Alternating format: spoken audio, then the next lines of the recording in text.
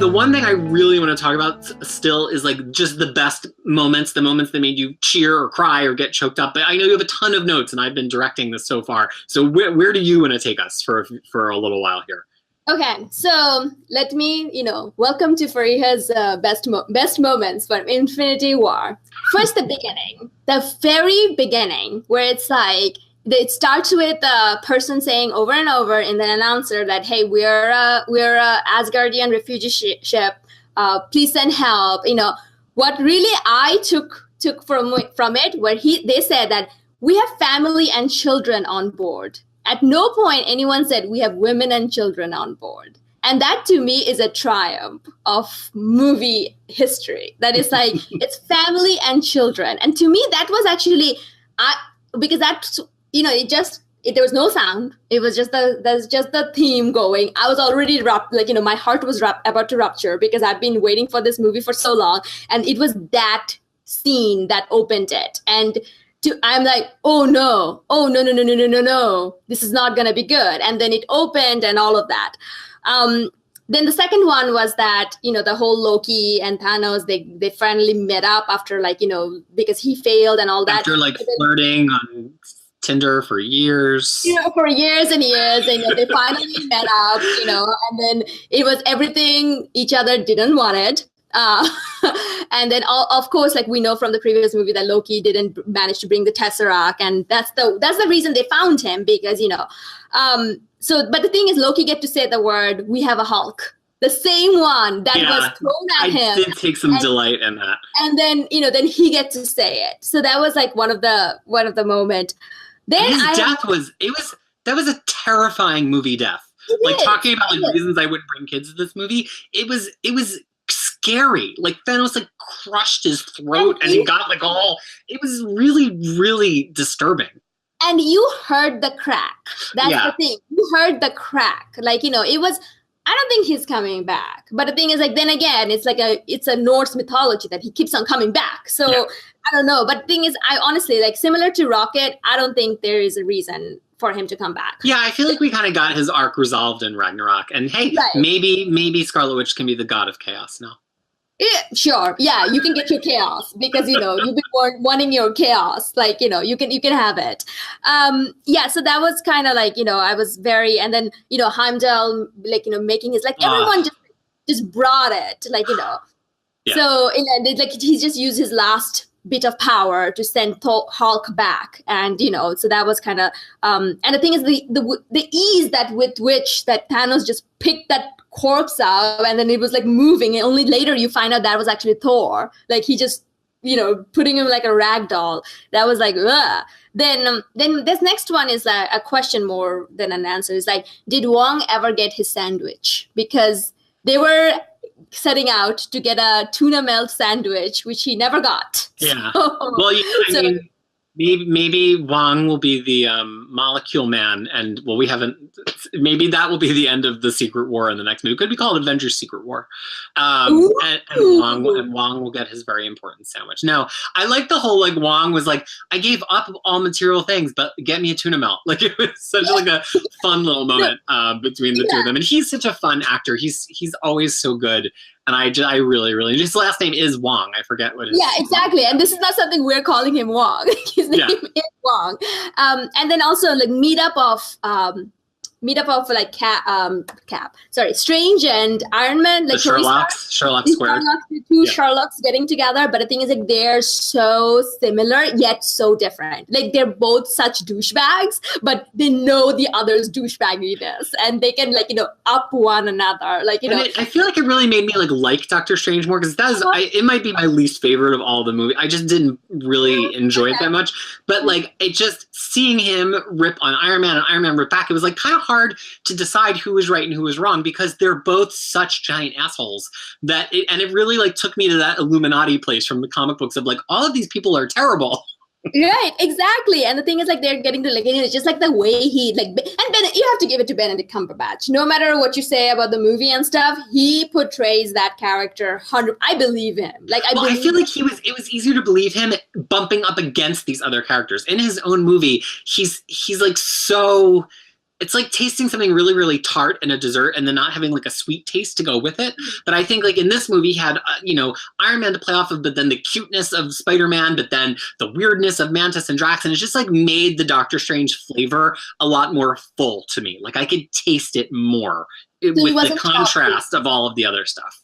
So he wasn't chalky for No, you. he was very chalky in his own movie. But I didn't feel he was very chalky in this movie. Yeah. Yeah, it's like, we have a Hulk movie. Is that a thing now? Yeah. I love these little throwaway moments. Like people are like, oh my God, it's not. I'm like, no, I love this. I love like characters getting together, these giant, larger than life characters getting together and have like this dumbass comedy moments. I love it. And it feels very earned. Like I feel like, Whedon, who I love, I have all these Buffy things up here, but Whedon sometimes will like really work to get a joke in there. And this did not feel like that. Like it felt like they just remarked on things that were funny because we would be thinking the same thing as fans and they just say it. And I think that's a sign of really good screenwriting. Like that they have the jokes in the place that we felt the jokes. Yeah, not only is it very good screenwriting, it's also earned because they have earned this for 18 movies. Incredibly earned. Every single joke had a history. It came from some place. So it's, to me, perfect. I also feel that the Bendis influence there, like that's a little Benders of, because Avengers was never funny before Brian Bendis, Yeah, I mean, actually, I heard it somewhere else as well, and I'm now actually thinking about reading Bendis's run. You can see it over there, but it's up there. I have all those. That could be yet another video sequence. Although I kind of want to start all the way back with Biziak, because I've never read the whole Biziak run from 1998. So if I could convince you to start there, that would be fun. But anyway, for another time. Fine. You can convince me to read anything, as long as it has superheroes in it and no weird female character related things. Anyway, so the next one is like Tony and Peter, like their whole thing from start to finish, from the start to like him like just being so annoyed that he got settled with this kid. That kid is just showing up somewhere, and then to the whole like Mr. Stark, I don't want to go, like the whole thing. Like, oh my God! The I might have lady to next excuse to myself from camera now that you brought it up. I know. None of them were. Why was that one so much sadder than all the other ones? Yeah, because I don't think it's just because we love Spider-Man. Like it just was visceral. Like I feel like Robert Downey Jr. must have really like got him worked up on the set to have that, because it tonally was just so hurtful to me. I am not a fan. I'm not a Spider-Man fan in general, and I'm also not a fan of Homecoming. It's fine, but I would say that Tom Holland as Spider-Man is the best. Like, I would give him that. Like, he acts like a kid. Like, he acts like how I would act if I were in Avengers or I had an opportunity to join Avengers and things like that. So I would give him that. But the thing is, like, it just, like, to me, why it was so visceral, because Tony was talking about a kid. And he clearly sees him as, like, this protege in a way that he doesn't see any of the other characters. Right. And the thing is, like if you combine that with Spider-Man Homecoming, like how he was like, just trying to be, he was a father figure to him. And I think that's hanging out with Peter made him think that, I need a kid. So it was pretty much like, his son is dying in his arms. It was kind of that. I loved everything that, like, the whole thing is like one more pop culture reference from you, even though he's the one who's always doing quipping. He's always doing pop culture. And then the whole thing is like, now you're in Avengers. Like, that was so great. I didn't like love Tom Holland before this movie. He was okay, but this totally sold me. I'm there. Like for a while I was like, but Andrew Garfield was in my head. Peter Parker was very much like Andrew Garfield, so that was like an easy buy for me. But I feel like this movie got me there on Tom Holland, because he just, every moment was such a Spider-Man moment. Like he never, talking about like the opposite of how I felt about Mark Ruffalo, I never once saw Tom Holland the actor. I always saw Peter Parker every single time. Right. It's like, we're using our made-up name then. Yeah. And the way he even does that thing that Spider-Man does where he kind of like looks around because he's talking to himself. He's like, we're going to use our made-up names. It just like it was so perfect. Like, and then also like the whole thing of the that old movie Aliens is like, I was like, you little whippersnapper, because I still remember seeing that movie when it first came out. I was like, God damn you. Whippersnappers. Yeah. So no, seriously, my cousin pulled that on me the other day. Oh yeah, that old classic Batman. I'm like, what classic Batman? No, it's like, I'm like, you're talking about Bart? It's like, no, Batman Guardians. I'm like, get the out of here. Like, get out of here. So I felt Tony at that moment where it's like, one more pop culture reference.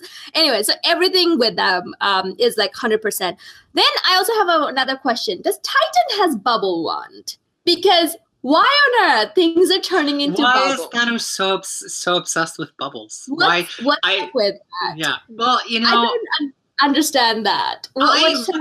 I kind of took it as like, because the first time we saw it, I think, was with Star-Lord trying to kill Gamora when they're on Nowhere, right? That was the first one. Right. I sort of took it as like the Reality Stone is going to make it, if he wants it to seem ridiculous, Thanos' concept of what is ridiculous doesn't matter, nor does he maybe even find anything in the universe ridiculous. It's going to be a reflection of the person he's trying to thwart. So to Star-Lord, the most ridiculous thing it could be would be bubbles. But then now that's in the toolbox, bubble guns. You know, that was the way that I read it, because it seems like a lot of times Thanos is so humorless and he doesn't have a connection to Earth really, that it felt like the Infinity Gauntlet he wasn't deciding, make this into birds, make this into bubbles. It was like the Infinity Gauntlet dictating what would happen, and he was just channeling the power. Right. So, yeah, but anyway, like, you know, going back to everything regarding with Guardians of the Galaxy, that was also like, you know, every moment they had, like, you know, they're holding like assortment of morons to, like, you know, we take ass, what does it say? Names. We kick names and take ass, and then I think she was better in this movie than she was in Guardians. She was so good. She was. And the thing is, like, the 30-second or like 10-second stop of like Tony Stark, and then it dawned on him, oh no, these are the idiots I have. Like, this is the idiots I have. Like, everything with them. And the thing is, like, you know, their obsession with Thor's muscles, which was like, okay, everyone settle down. Like, what is going on? Like their entire thing, like, you know, their entire from front to back. And then also like Groot is an elective in Asgard school. Like that to me was like, I want to now see a movie about Asgard school. Like, what's happening over there? And also just like the little nods to the history that, like, that they're both Kirby creations, you know, like, yeah, Thor would know about Groot, not because canonically he knows, but because it's like they're both Jack Kirby. Right. Right. So anything, like any of all those things, like, and then also, I mean, I can go talk on and on about it. And we also talked about Winter Soldier and Rocket, their interaction, that I am Steve Rogers. And then also, like, I feel like, you know, everything, like every lines were so snappy. And, you know, I feel like they wrote this movie first and wrote the 18 other movies later on, because this is like, they're like, I don't know how they did it. Like, to me, it was like, yeah, it felt like it should have been a train wreck. Like, there's no logical way that it should have gone as well, that it should have been as funny, that the characters should have worked with each other. Like, people can talk about like, oh, Marvel's been building this up to it forever as if it was inevitable, but there's no map for this. Somebody online, one of the few comments I really saw, which I thought personally, so it really resonated, is the only movie I can think to compare this to is like Roger Rabbit, because I don't know if you remember Who Framed Roger Rabbit, but not only that's a classic for me. Right, that's actually a classic. Not only was it about Roger Rabbit, this newly invented hero, but it was about him interacting in the wider context of all of these fictional worlds, and you only would get all the jokes if you knew all the worlds, but that didn't mean it was going to be good. I mean, they've done other movies like that that are supposed to be all about pop culture that have fallen on their face. And so I think it shows how delicate it is to balance that kind of thing. And Avengers Infinity War like really felt similar to me, and like there was no foregone conclusion that it was all going to work. It worked because the script was so damn good, and they've cast this group of people so well. And so I think like any kind of commentary of like the inevitable, no, nothing about it was inevitable. This was about talent and craft was the reason it worked as well as it did. Yeah, absolutely. And the thing is, like, a love for the source material. Like, they love their source material, understanding and love for the source material. That got them there. Yeah, I've been saying that it feels like, in terms of the source material, it feels like the shell of Infinity, because Infinity had that whole, like, we're on Earth, but we're in space or whatever, and the Black Order, but, like, stuffed with Infinity Gauntlet, like a turducken. Like, it feels like they just took all of the Infinity Gauntlet story and just like shoved it into Hickman's Infinity, and it's like the two are like so intertwined with each other throughout the movie. And it was I'm happy we reread Hickman, because I feel like I got so much more from it because we reread Hickman. Yeah, 100%. And I wish I read Infinity Gauntlet before I saw the movie. That would have been nice. I'm actually really thinking about just watching it, reading it, and then watching it at least once before it leaves the theater in July 8th. I have to take my wrapper off. That's one of my few omnibuses that is still wrapped. Oh, interesting. And so the final two things, though, is that Okoye's reaction when Hulkbuster fell, like her look of disgust. Like, it's just like, there's just like, ugh, white men. Like, he was very well used. There were points that I was like, do not make her the comedy character, and like, don't make her. There's one moment where it seemed like they were going to like minimize her in some way. And I feel very strongly about her. I think the actress is incredible. Denai Guerrera. Yeah. And I feel like they neatly avoided that. Like, they really made sure that she still had a powerful arc, and that you still had that kind of contempt that drove a lot of her character reactions in Black Panther. And so to me, it was, even though she wasn't the star of the movie as I feel that she should have been, she still was fantastic. Right, and then I think that she was also a little bit of like audience POV character. Yeah, because she was like the newest one. Right. Like, she was the newest one. Like, T'Challa knows all these people and stuff. And then, she was like, she's always been like, okay, you are opening the border to all these people. Like, I was hoping for a Starbucks, but okay. So it just really worked. And the last point is the soundtrack. Like, we have to talk about the soundtrack, because they changes the soundtrack in order to introduce a new environment and a new character, like, not new characters, but the characters, like, different settings. To me, that was really well done. And the fact that lack of soundtrack in the end, when Thanos snapped, that was the most profound thing ever. Like, that was like, most profound thing, as if.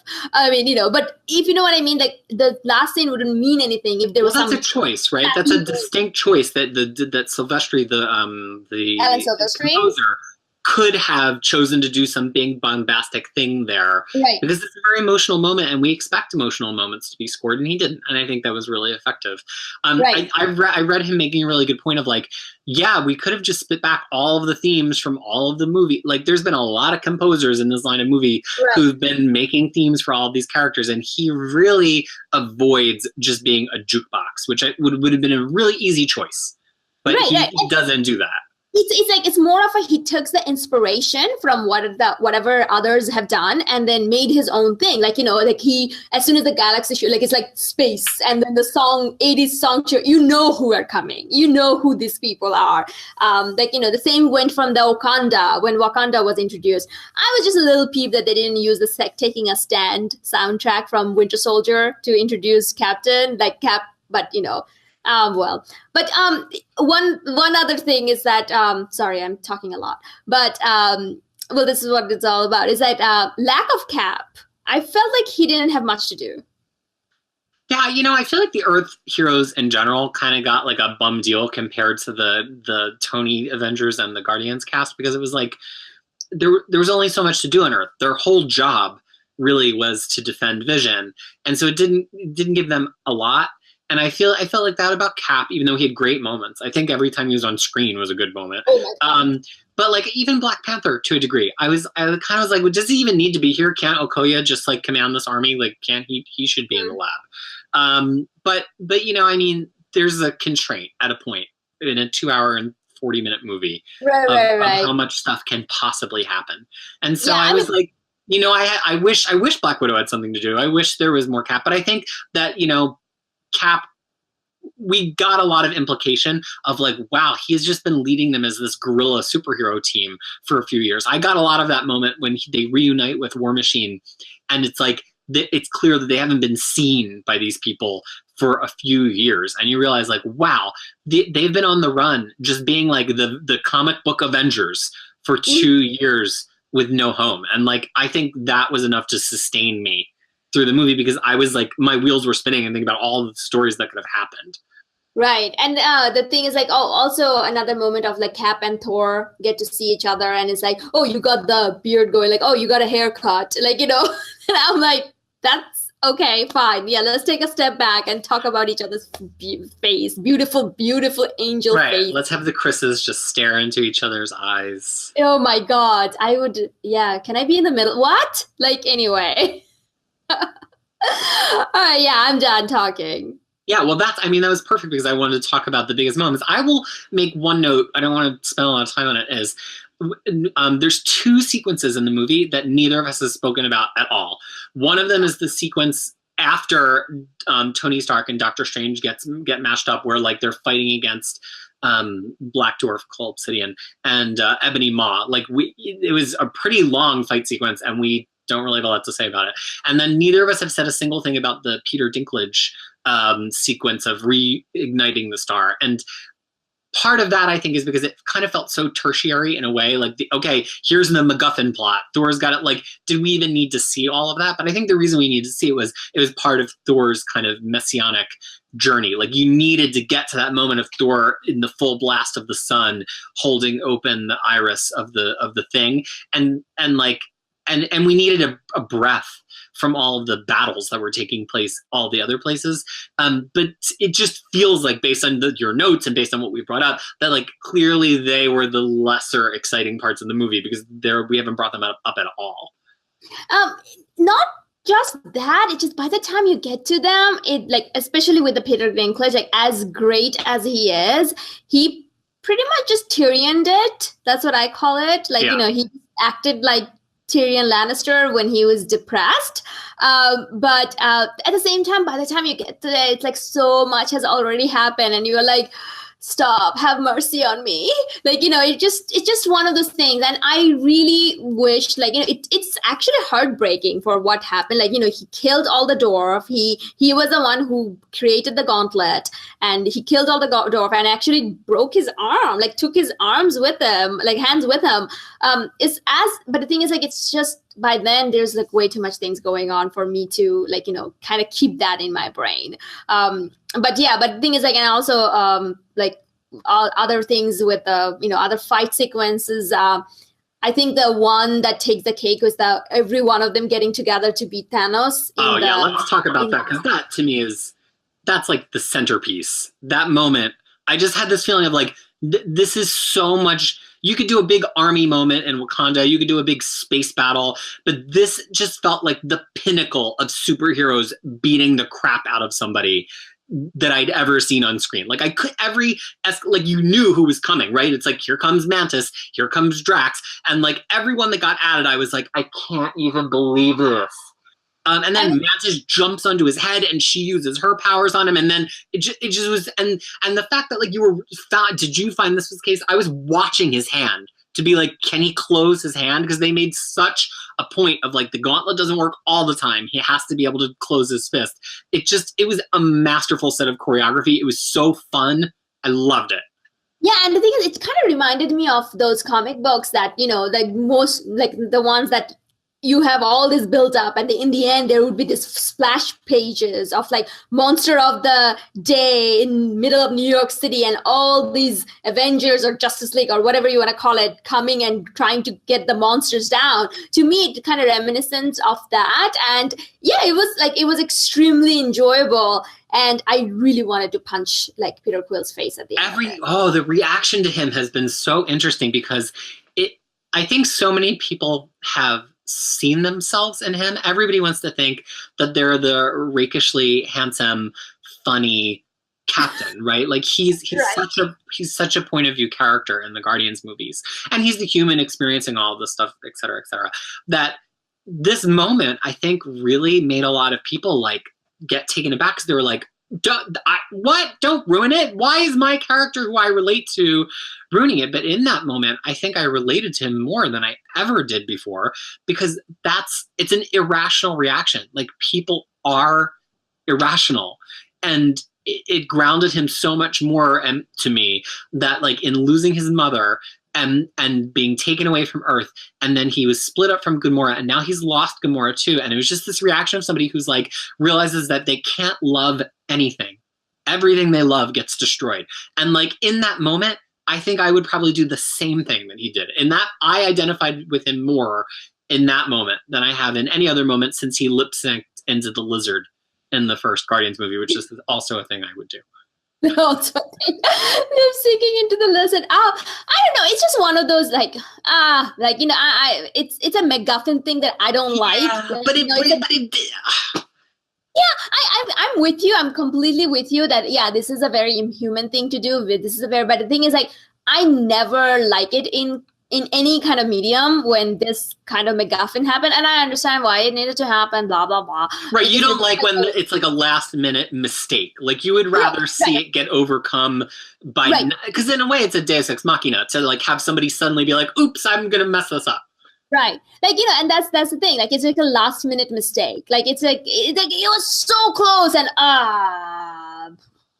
yes, like, that whole thing. And then also like, but it also gave that whole moment of like Doctor Strange just saying like, it's like, oh, don't kill, like, oh, what was your reaction to the actual stabbing of Tony Stark? I really thought that was it. I thought that was the end. I was like, here we go.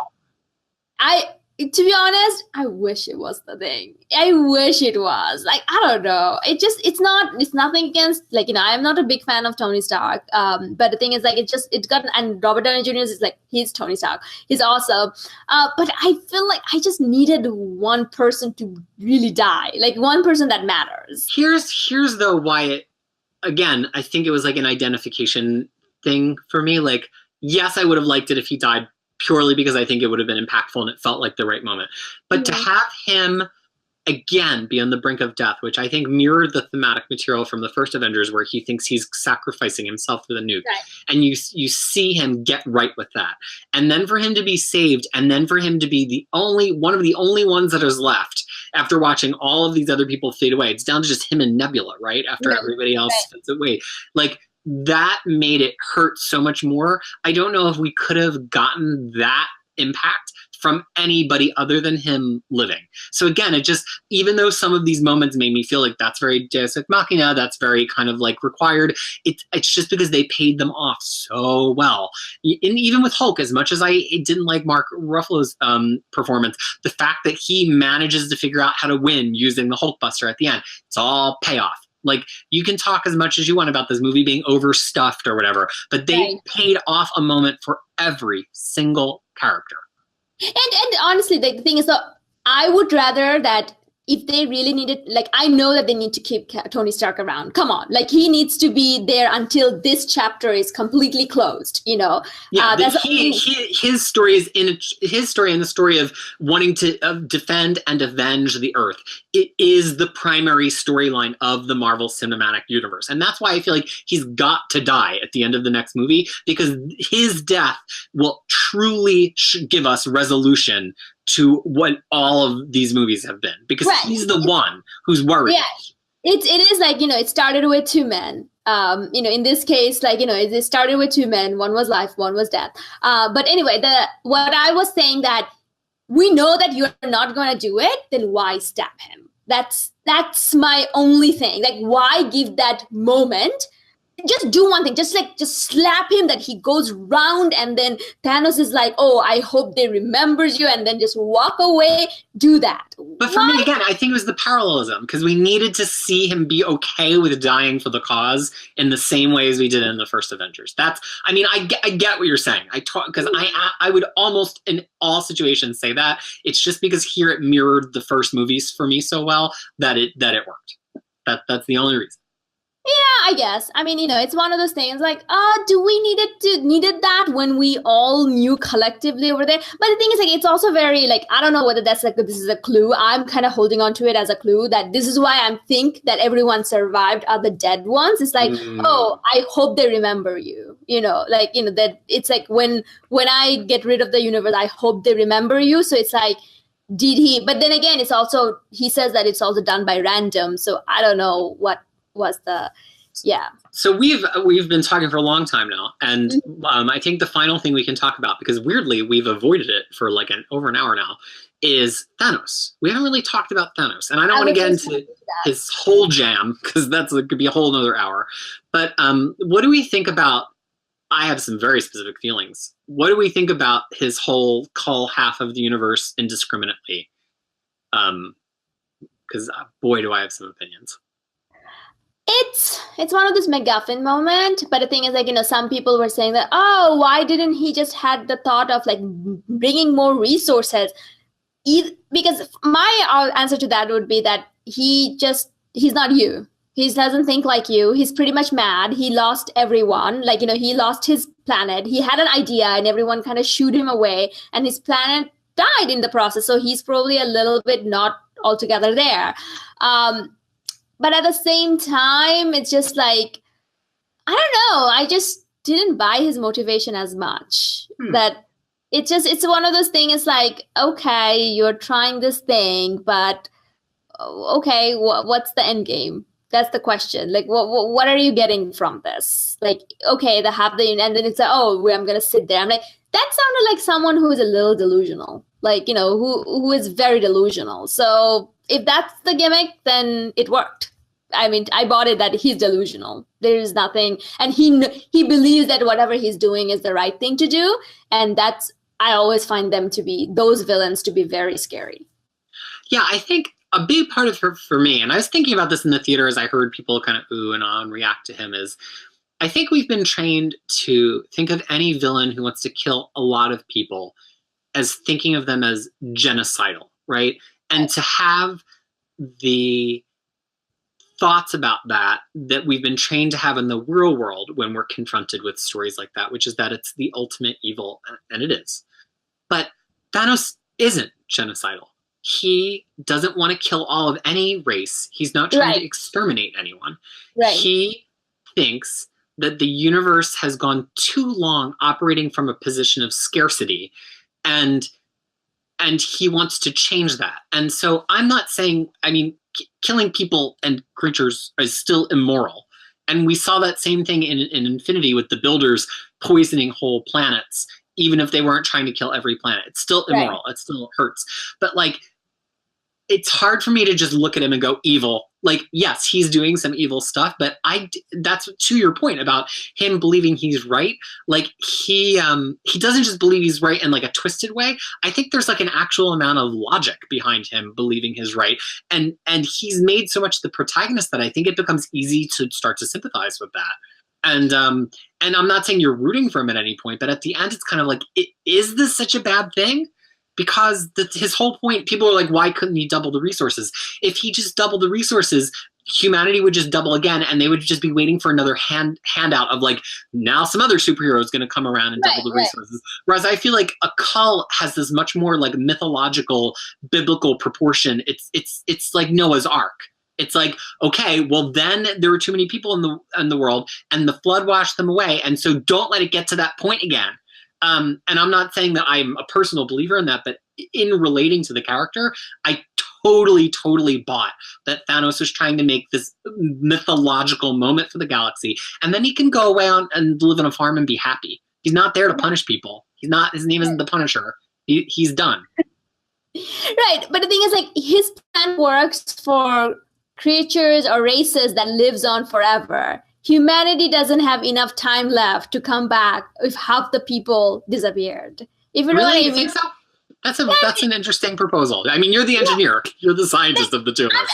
I'm just thinking about it because it's like, that's gonna be like, think about Y: The Last Man, right? It's a completely different thing. It was, but like, it was people are eliminated. It just happens to be the men, but it's a very analogous problem. Yeah, right. It's like, you know, but the thing is, like, people are gonna like look. And the thing is, the end credit kind of shows what's happening. Planes are gonna start dropping, and you know, the stuff are gonna go boom. Like, how many world leaders he killed, how many, like, you know, scientists and doctors have he killed, how that randomized the gauntlet knew to randomize how. Yeah, it made me laugh as we were seeing things crash, because like nobody ever thinks about that in these moments of like, there's an EMP or half the people are dead. Like, you don't think of how many people are just like keeping the world spinning. Exactly. You know, but it makes me think of Hitchhiker's Guide to the Galaxy, where the Vogons are like, the plans have been posted in the office at Alpha Centauri for years, and you never bothered to go. And like, in kind of like, we gave you a warning. Of course, Thanos doesn't give them a warning, but like, anytime there's kind of like winds whipping and cataclysmic things happening on Earth, I always think of Douglas Adams and the Vogons, because there's such a like simpering bureaucratic version of we've got to kill this planet, and I can't help but like flash to the comedy of that anytime there's any of these kill the planet, decimate the people kind of moments. Right, because I was thinking about in my plant, like the plant that I work, there is like a very few people who knows how to shut off the boiler, which is like in case something happens, that's gonna decimate the whole thing. My question is, you killed half the population who were experts on doing things, but them not being there, how many more incidents gonna occur that's gonna take the other quarter, like, you know, half of the other, like half. Right. Because you know how that plane fell, so how many, all the live people in there are dead now. Well, like, I mean, it gets to a very interesting philosophical question that makes me feel like we could do an episode on The Good Place, because it's like a trolley problem of like, because Thanos is like, it just doesn't matter. I'm just taking away half. I have no conscious choice in which half, and you just deal with the results. As opposed to if we connect this to the end of Hickman's run, when they have to put people on the life raft to take them away to, you know, to potential safety. Tony Stark and Black Panther want to do the math of whose life is worth more, because they feel like they need scientists to propagate the race, and it's the only way that it's going to work. I mean, like there are two different versions of playing God. There's the version of God who's just like, the people are going to die, that the people are going to die, and then there's the version of God who plans everything, and it's either way is despicable. Like neither is more or less evil than the other one. And we just get fixated on these choice moments because we're trying to like rationalize it being less evil. Like, oh, it'd be less evil if he hadn't killed any pilots of planes, because then the planes are going to crash. Like that's like a drop in the big bucket of evil doing that he's doing. Oh yeah, I'm not saying that, oh, it wasn't evil. I'm just saying that was the end game. You know, that's what I want to know. It's like, okay, did you think this true? Like, you want to do this, but did you think this is true? Like, just by you killing half the people, how many other half is going to be affected? Because you want everyone to be happy, and humanity just doesn't have, by biology, we can't live that long to recover from it and to reap the reward that you are offering us. So to me, that's the whole thing. Like, have you thought this through? Like, what's the plan? That I always want, like, I always ask that, you know. I mean, it's like we live in a kind of world. It's like, oh, we're going to build a wall. Okay. What's the plan? Like, I get it. This is a grand plan. And it's like, what's the... Right, like elements of it make sense in a way, but then, and then what? It's like an improv exercise. You're always supposed to say, yes, and... And like, okay, yeah, you build a wall. Yes, and you decimate half of the universe's population. Yes, and... And like, that's what I'm saying. So I kind of like to think of it in this way. So that's why I'm like, okay, sure, let's do this. I mean, and then what are you going to do? So like, let's leave on that note here. So if I were to say yes, and what is the first scene in the next movie? Like, where do we go? Yes, and what is the next thing that happens? I have no idea. Honestly, I don't know. There's one set photo that's available where it's like Tony Stark's looking really old, and it's like Captain America from 2012 Avengers. Like, he's dressed like that, his hairstyle's like that, and with Ant-Man somehow. I don't know how this is gonna fit in, whether that's real. There is a couple of scenes from from not only just the trailer, but actually from the campaign, like where everyone's running and Hulk is there too. It never showed up in the movie, so I don't know whether that's from part 4. I wonder if they did that just because they couldn't do the reveal of the Hulkbuster, so they were like, just animate Hulk for the trailers, or if that would. Yeah. Why bother? Why bother? Like, that's the thing. To me, I feel like that's a little bit rich. Like, you know, does Disney have that much money that they can just create? Well, they do. That's starting to be a thing now, that trailers are kind of like, they're like a placebo. Yeah. Like, they're not the real scenes from the movie. It's like scenes that could have been in the movie, which I think is kind of clever, personally. Oh yeah. I'm not judging them on that at all. I'm like, good for you for fooling us all. So I actually have no idea where it's gonna go. And either way, I'm going to be there. I will be the first one to show up. I'm already counting down. I already have the timer set, and I can tell you exactly how long it's left. You know, I think it's funny because I think I'm most excited really for Ant-Man and Captain Marvel. Like, this movie felt complete to me. I'm fine with it ending here. People are like, I've got to wait a year. I'm like, No, you don't. It was a perfectly fine movie. I'm very excited. I'm so fascinated with how Captain Marvel is going to tie in, especially because supposedly the movie is mostly set during the 90s. Nick Fury has 2 eyes. So how are we going to end a movie 20 years ago and then get Captain Marvel in the present? So I'm like super obsessed with that. And I really think Ant-Man is going to deliver something interesting in the end. Whether or not it actually ties into Infinity War, I think that some revelation from Ant-Man and they're going into the microverse to bring back Janet, the original Wasp, who's Michelle Pfeiffer, and the best casting decision ever.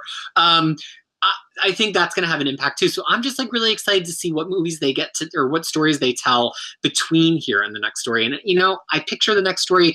Does it open up right away and kind of them all standing there in shock? Does it open up, 30 days later with the world kind of like barely functioning and nuclear plants blowing up or whatever? Or does it start with a much, much smaller moment, like, Nebula and Tony Stark like trying to steal a spaceship?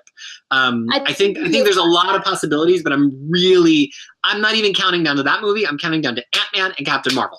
I'm there. They sold me my Ant-Man ticket because I want to know what else is going to contribute to this universe. And I think anybody who thinks they're just going to show up in the next movie and the other 2 movies aren't going to count is mistaken, because look how much Guardians Ragnarok and Black Panther counted in this one. Like these next 2 movies are definitely going to have an impact in the second half.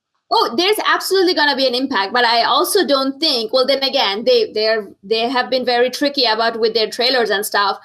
How is they're going to do an Ant-Man movie that is chronologically after this? I don't think it is chronologically out. I think it's like slightly ahead. Like I think Ant-Man could end, like the after credit sequence of Ant-Man could be somebody disintegrating. Like I think it's going to be. That's going to post credit. That's going to be the post credit. Yeah, I mean. I am all, well, of course I'm looking forward to both of this movie, because then I talk incessantly about some of the Captain Marvel showing up, and also because Captain Marvel will pave the path for Miss Marvel someday. I mean, that's the only thing that I'm thinking about. Coming. We're gonna get it. We're gonna get it in the next phase. Let's just hope that they don't cast Priyanka Chopra as Miss Marvel, because she's a little too old. I love her, but she's the only Indian lady everyone knows, or Indian-looking lady.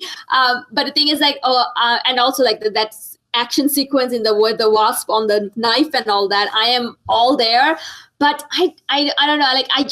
It's very much like just watching Cap just gave up, like someone who's so optimistic and so there, ready with a plan, just say that, oh my God, and that's the last line, almost the last line of the movie.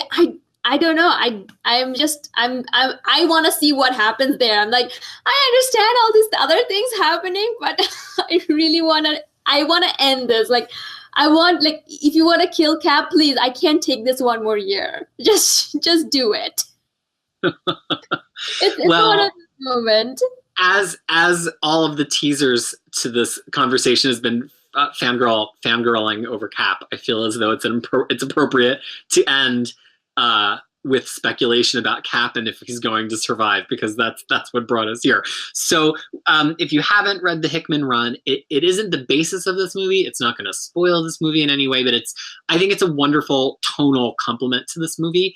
It has a lot of the same thematic material without really having any of the same story.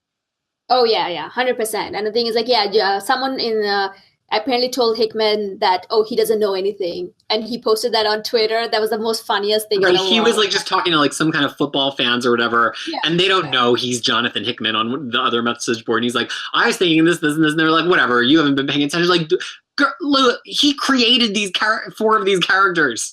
Right. And then I feel like he wrote modern Thanos, right? I mean, was Thanos very involved in Avengers before his run? No, I mean, Thanos had been a part of the War of Kings Annihilation space stuff. And then then there's Thanos Imperative. And then we think maybe he's dead, but then Bendis brings him back in Avengers Assemble just before Avengers versus X-Men. But then he's gone again, and then Hickman brings him back in Infinity. So Hickman is one of the 2 or 3 authors who've written him in the last 10 years. Okay, all right. I mean, yeah. So see, to tell that guy to you don't know anything, it's just funny as hell. But anyway. Well, know what? Maybe we don't know anything either. Maybe you've disagreed with all of us, and maybe all of our predictions have been wrong. But it has been a joy to talk about because we've been building up to this for months now. And I hope that you've enjoyed it as well. And of course, we'd love to hear your opinions below, whether you agree or disagree with our favorite characters, favorite moments, and speculation for the future. So, Fangirl, thank you so much for saving your first Infinity War conversation for me, even though we are separated by like 9,000 miles. Thank you for having me. It was a really pleasure. I was bubbling up with excitement for last 3 days just to be like, I have to talk to someone about this, like, just live. But yeah, so thank you so much. All right, everybody. Stay tuned for more content and more Fangirl from Crushing Comics.